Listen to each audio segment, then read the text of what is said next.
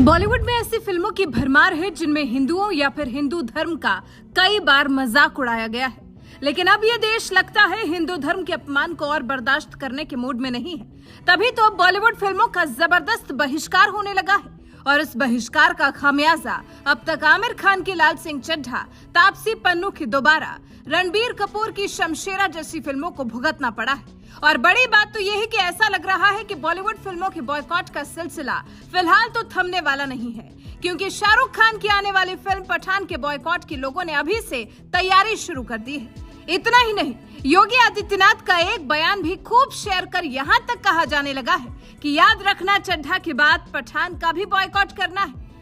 वो बयान क्या है, आप भी सुन लीजिए। सेकुलरिज्म के नाम पर इस देश के अंदर वामपंथी विचारधारा के कुछ कथित लेखकों और कलाकारों ने जिस प्रकार से अब भारत विरोधी स्वर ही, यानी अब भाजपा का नहीं बल्कि भारत विरोधी स्वर ही उठाना शुरू किया है। दुर्भाग्य से उस स्वर के साथ शाहरुख खान जैसे लोगों के भी स्वर मिले हैं और ये पहली बार नहीं हो रहा है, इससे पहले भी इस प्रकार की हरकतें उनके द्वारा हुई हैं। शाहरुख खान को इस बात को याद रखना चाहिए कि अगर इस देश का बहुसंख्यक समाज उनकी फिल्मों का बहिष्कार कर देगा तो एक आम मुसलमान की तरह उनको भी सड़कों पे भटकना पड़ेगा।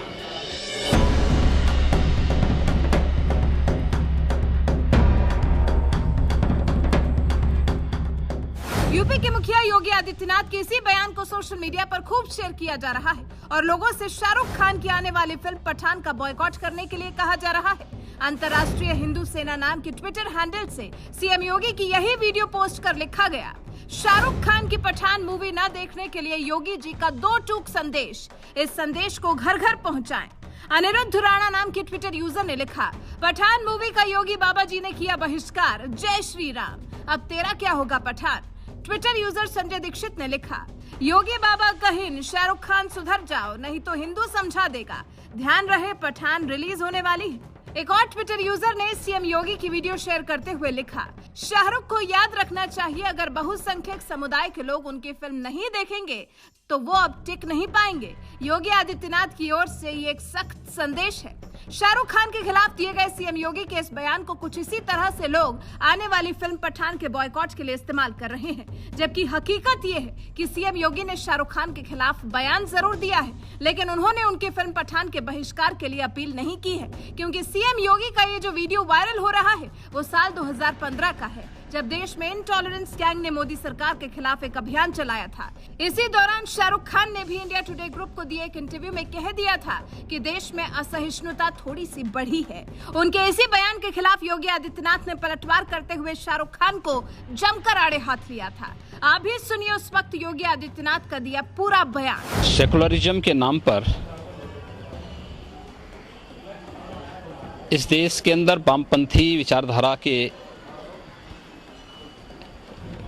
कुछ कथित लेखकों और कलाकारों ने जिस प्रकार से अब भारत विरोधी स्वर ही, यानी अब भाजपा का नहीं बल्कि भारत विरोधी स्वर ही उठाना शुरू किया है।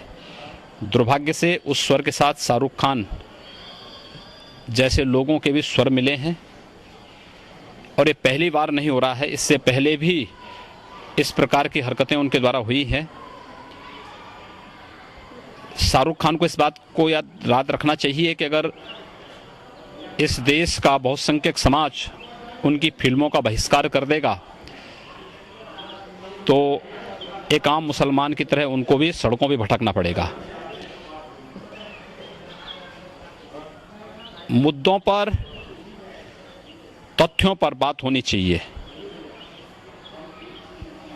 भारत के अंतर्राष्ट्रीय छवि को खराब करने की जो अंतर्राष्ट्रीय साजिशें हो रही हैं, उस साजिश से सबको बचना चाहिए। और अगर कोई इस प्रकार की साजिश किसी व्यक्ति या किसी पार्टी को निशाना बनाने के लिए पूरे देश को या बहुसंख्यक समाज को, दुनिया का सबसे सहिष्णु समाज को, ये तो हिंदू समाज है, उस हिंदू समाज को बदनाम करने के लिए कोई इस प्रकार के षड्यंत्रों में शामिल है तो उसकी सामूहिक निंदा होनी चाहिए, उसका सामूहिक बहिष्कार भी होना चाहिए। पाक आतंकी और मुंबई ब्लास्ट का मुख्य आरोपी है हाफिज सईद ने जो है कहा है कि अगर ऐसे लोग शाहरुख खान हो या फिर जो साहित्यकार हैं वो लोग अगर असुरक्षित महसूस कर रहे हैं भारत में तो वो पाकिस्तान आ सकते हैं, निमंत्रण दे रहे हैं। बखूबी जाएं लोग, हम भी इसका स्वागत करेंगे कि ये लोग जाएं। कम से कम भारत को बदनाम करने वाले लोग अपनी वास्तविकता और अपनी औकात को भी समझेंगे। एक बार जामा मस्जिद के इमाम ने पाकिस्तान जाकर के देखा था, जब कुत्तों की तरह उसको दुत्कारा गया था वहाँ से, तो उसी प्रकार से यही हाल इनको भी होंगे। आतंकी ऐसा कह रहा है। मैं कह रहा हूँ ना, चाहे ये लोग आतंकी भाषा ही यहाँ बोल रहे हैं।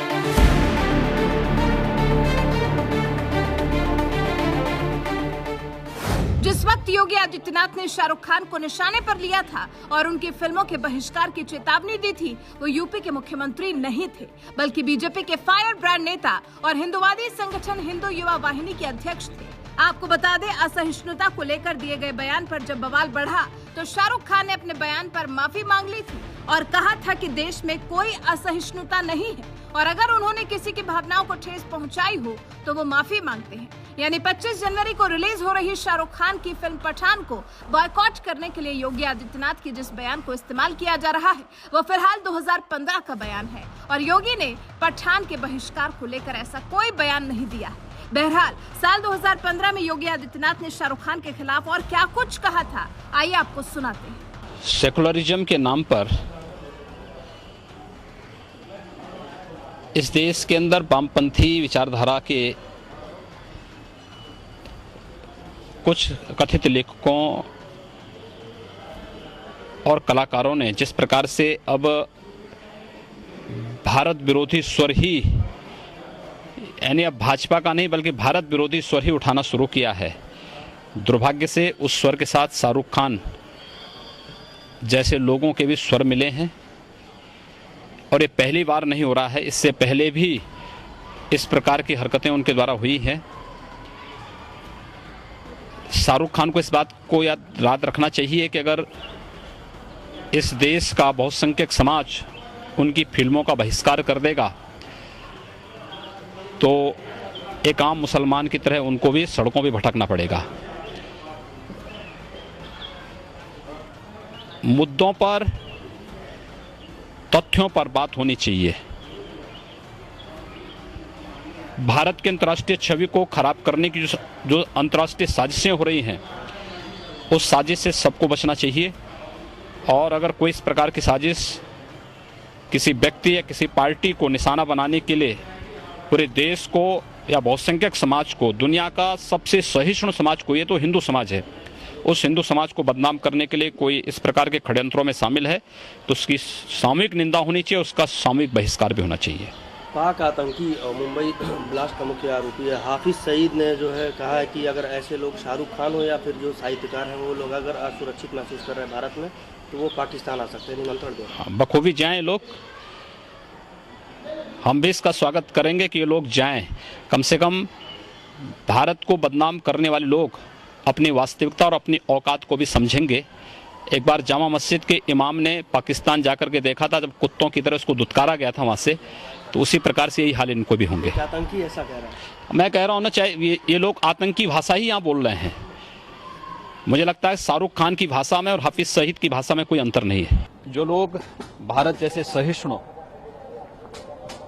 उदार और विश्व बंधुत्व की भावना रखने वाले देश की एक छवि अंतर्राष्ट्रीय स्तर पर खराब करना चाहते हैं, उनका एक कृत्य देशद्रोह से कम नहीं है और वे वही कृत्य कर रहे हैं जो भारत विरोधी तत्व अंतर्राष्ट्रीय स्तर पर कर रहे हैं।